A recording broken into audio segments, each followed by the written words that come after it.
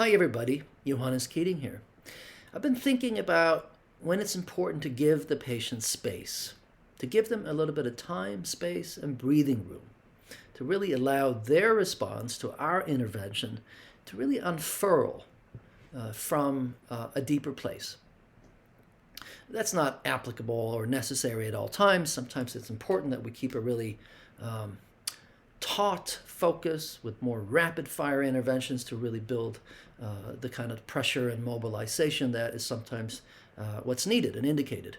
But at other times, I find that it's really important to give space for our interventions to really sink in. My mind goes to old Davenlu transcripts, where in the commentary of the transcript, it was actually indicated in a parenthesis where it actually said pause. I've seen that a few times in the old Davenlu transcripts, and it was typically after some sort of head-on collision or some sort of poignant comment or insight that seemed to be occurring, and Davenlu just paused to give space for the intervention to really percolate. And I'm also thinking about a couple of cases. A patient that I used to work with, he first struck me as having a pretty good ego-adaptive capacity, able to tolerate a more standard approach of ISTDP, which is more vertical, straight down into the unconscious through more of the unremitting pressure and some challenge. And tried that approach.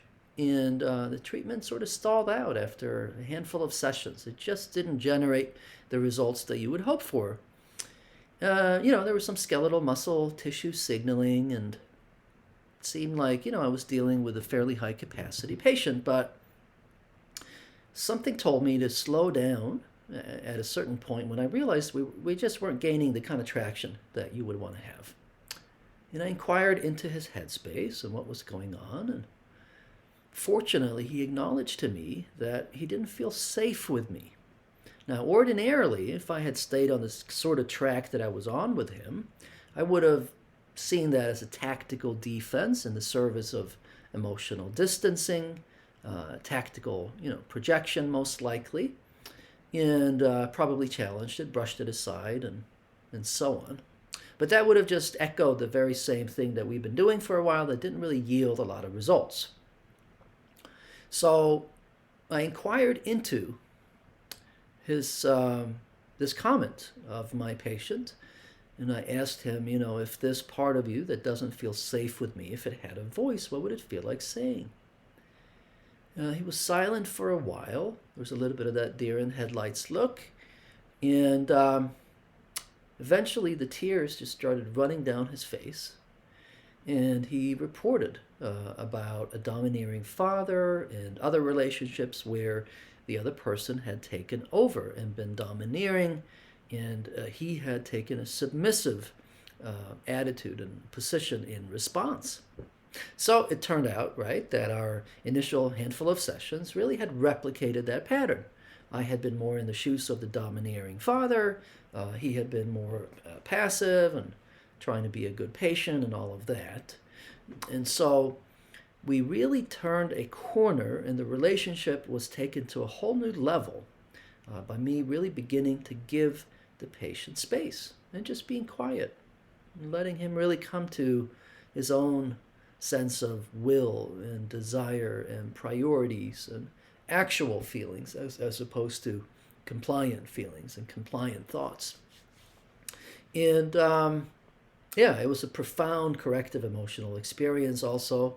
And the affect that we thereafter gained access to, it was just far more therapeutic for him than the previous affect that we had been able to access prior. I'm thinking of another patient who told me at a certain point, maybe 10 sessions in, that the unlockings and breakthroughs that we had, they'd been helpful to him. But a part of him had also been going through the motions and been compliant with me. And so similar thing there. So I backed off, I gave him space, and sure enough, there was an upwelling of all manner of feelings, anger, grief, sadness.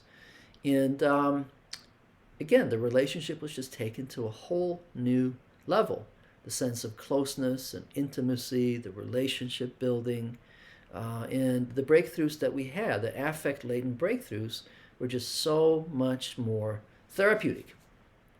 So I don't mean that this is sort of a categorical thing we should be doing with everybody or at all junctures of treatment, but it's worth pondering when it's actually quite important that we allow some space. Give the patient some time and space. That will be all for now. Thanks for watching. Till next time.